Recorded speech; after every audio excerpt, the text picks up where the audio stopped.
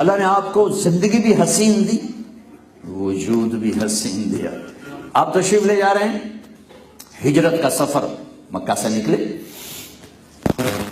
یکم ربیع الاول، ربیع الاول یکم تاریخ، پہلی تاریخ، اور نبوت کا 14واں سال، 14واں ستمبر کی 8 تاریخ 622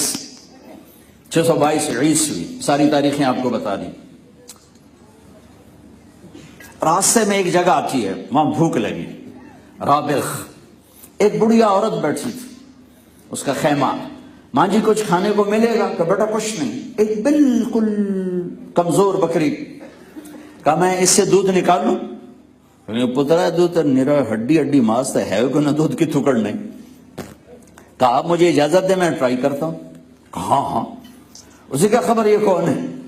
وہ مردہ مریل بکری، آپ نے ہاتھ لگایا اس کے تھنوں کو، دودھ سے بھر کے نیچے آ گئے، تو آپ نے پورا برتن بھر دیا، پہلے اماں کو پلایا، پھر اپنے ساتھیوں کو پلایا، پھر آخر میں خود پیا، پھر دوبارہ دودھ نکالا اور برتن بھر دیا اور چھوڑ کے چلے گئے۔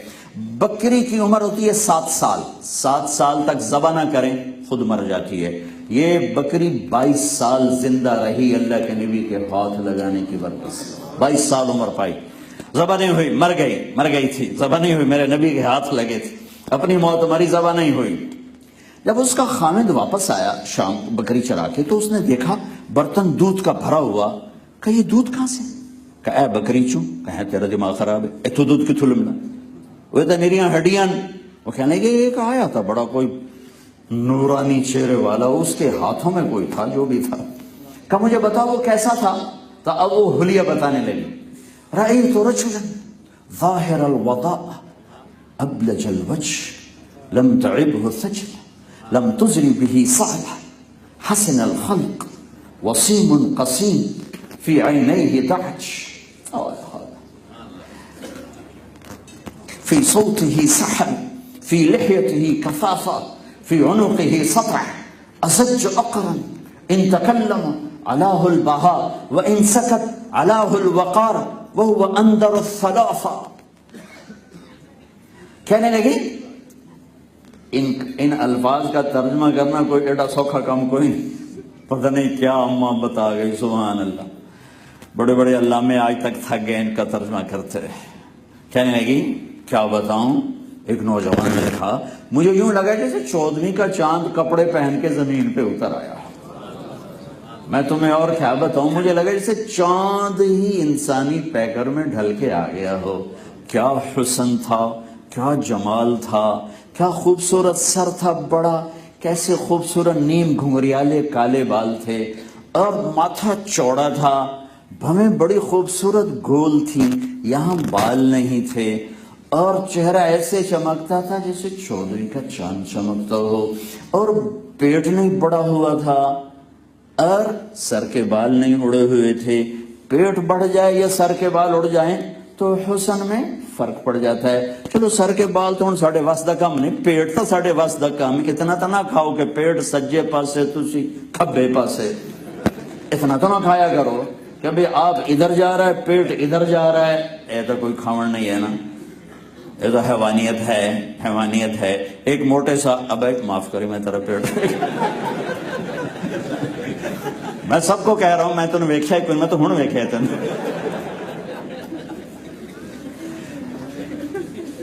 ایک صحابی کا پیٹ نکلا ہوا تھا، آپ نے یوں انگلی ماری، کہ یہ چربی یہاں نہ ہوتی تو کتنا اچھا تھا۔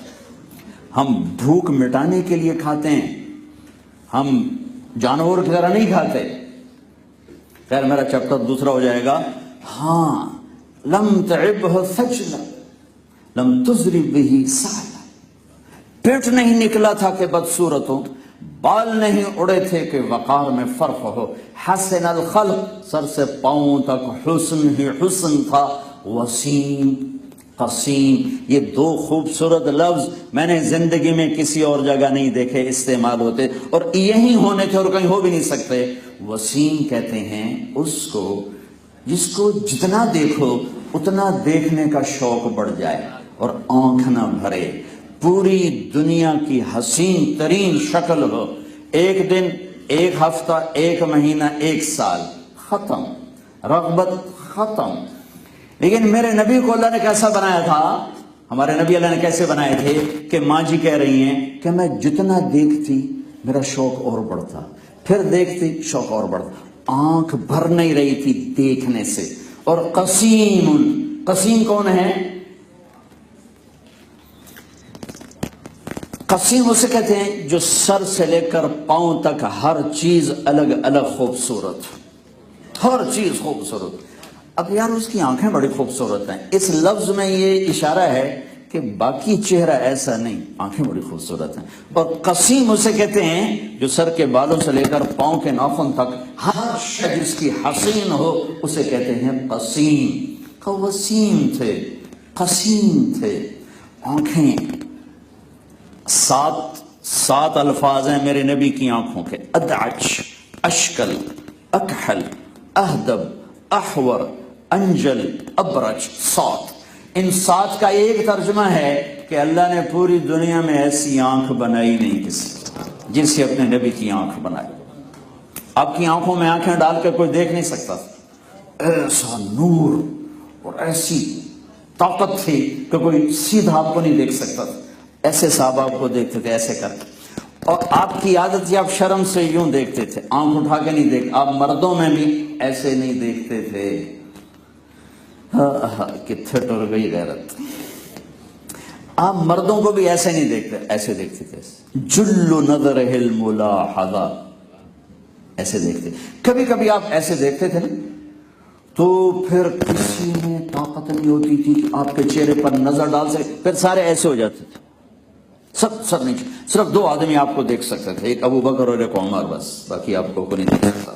تو آپ کی آنکھیں موٹی، لمبی، یہ بال بہت لمبے، سرخ دھاریاں آنکھوں میں، سفیدی سفید، پتلی سیاہ، سرما لگا ہوا بغیر سرما لگائے، روشن، چمکدار، گہری، نظر پڑتی تھی تو دل کھنچتا تھا، بولتے تھے تو دل کھنچتا تھا، فی صوتہ سحل، آواز میں کشش، آواز میں جادو، فی عنقہ سطع، گردن سراہی دار، فی لحیتہ کفافہ، داڑھی بڑی خوبصورت گھنی داڑھی، اور سر میں 14 سفید بال، اور ایک روایت میں 20 سفید بال، 20 سفید بال، ایک میں 14 سفید، سہل الخدین، گال برابر گولائی میں، نہ ایسے کہ کمزوری، نہ ایسے کہ موٹاپا، گولائی میں گال برابر،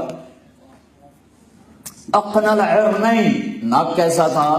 باریک، سیدھا، آگے سے بھی باریک، لہو نور یعلوہ، یہاں ایک نور نظر آتا تھا، نور چمکتا ہوا نظر آتا تھا، اور گال گلابی، سفیدی اور سرخی مل کر گلابی رنگ تھا آپ کے گالوں کا، گردن سراہی دار اور لمبی تھی، اور کبھی کنگھی کرتے ہوئے مانگ نکالتے تھے، کبھی نہیں نکالتے تھے، کبھی سیدھے کبھی یوں کرتے، اور کان تک، یہاں تک آپ کے بال تھے، یہاں تک عام طور پر، کبھی یہاں اور کبھی یہاں، لیکن زیادہ زندگی بھر یہاں آپ کے بال مبارک تھے۔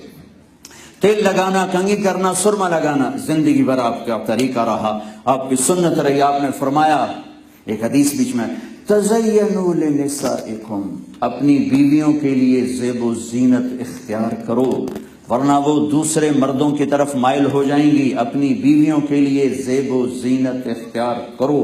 اور عورتوں کو حکم دیا اشارتاً کہ جنت کی حور اپنے خامد کے لیے ایسے تیار ہوگی جیسے ام سلمہ اللہ کے رسول کے لیے تیار ہوتی ہیں۔ یہ زندگی کا حصہ ہے، زندگی کا حصہ ہے۔ النظافت من الایمان، نظافت ایمان کا حصہ ہے۔ اے پتلون کیاں دینا جوڑی ہر ویلے پائی رکھ دیں؟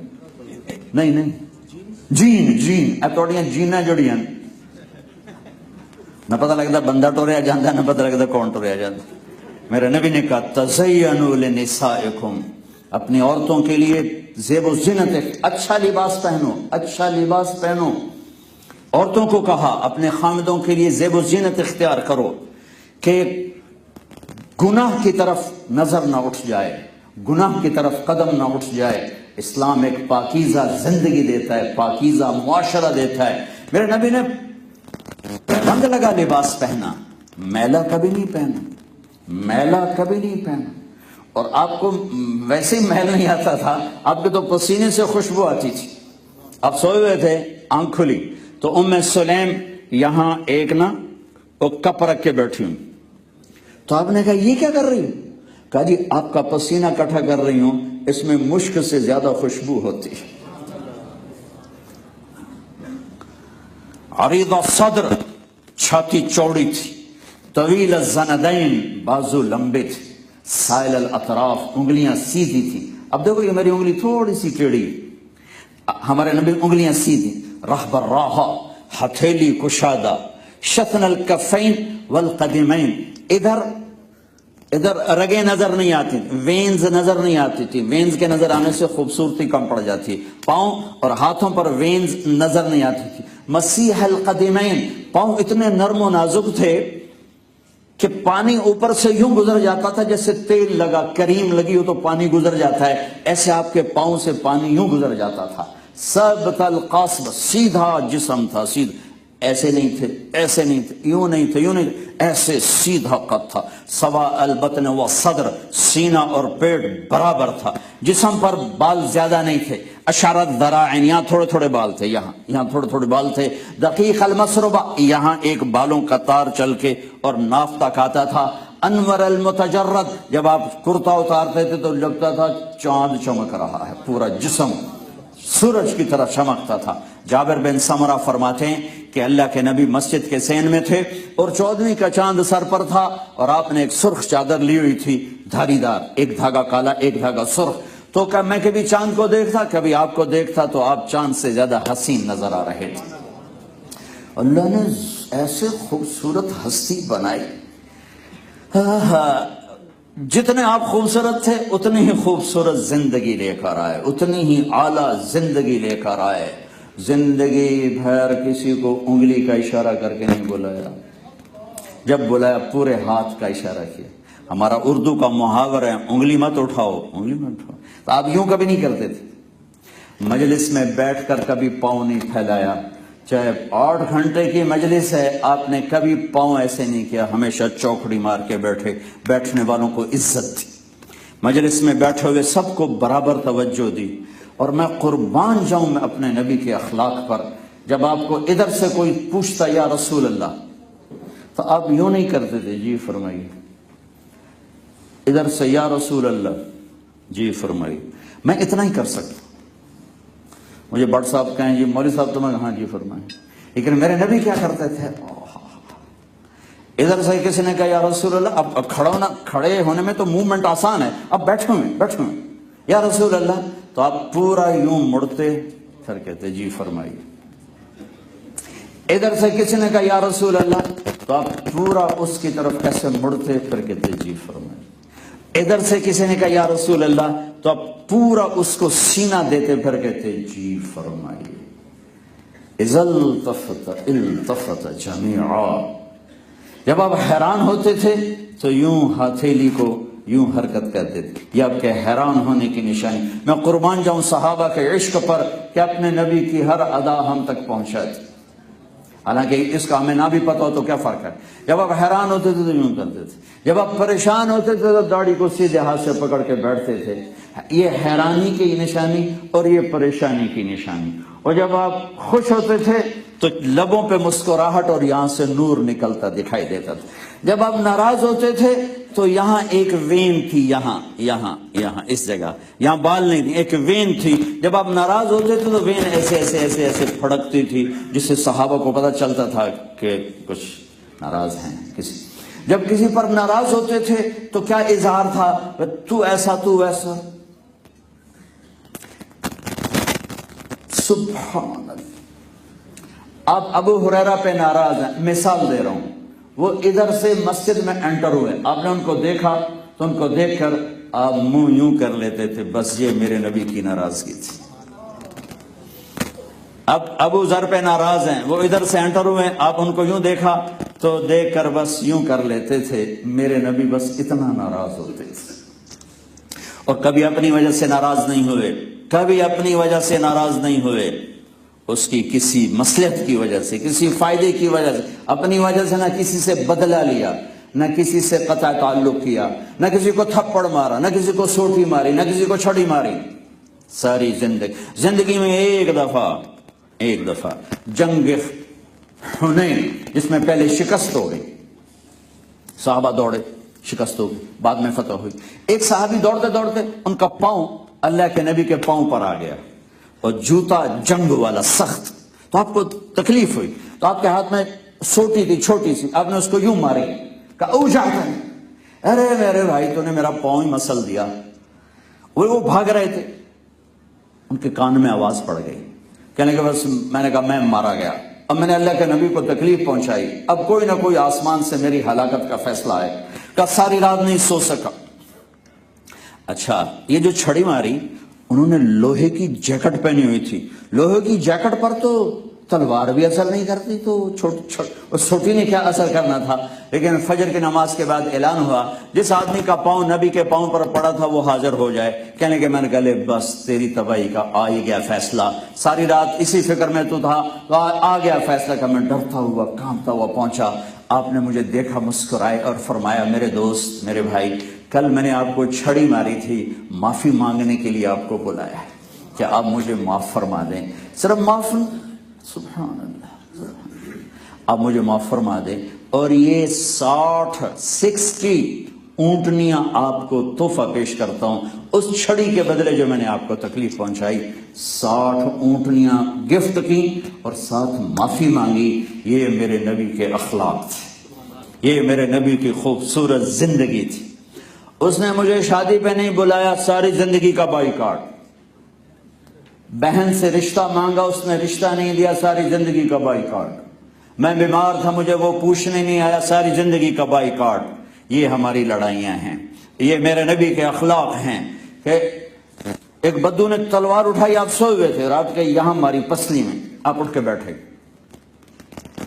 کہنے کا کون بچائے گا، تیار ہو جا۔ آپ نے کہا اللہ بچائے گا۔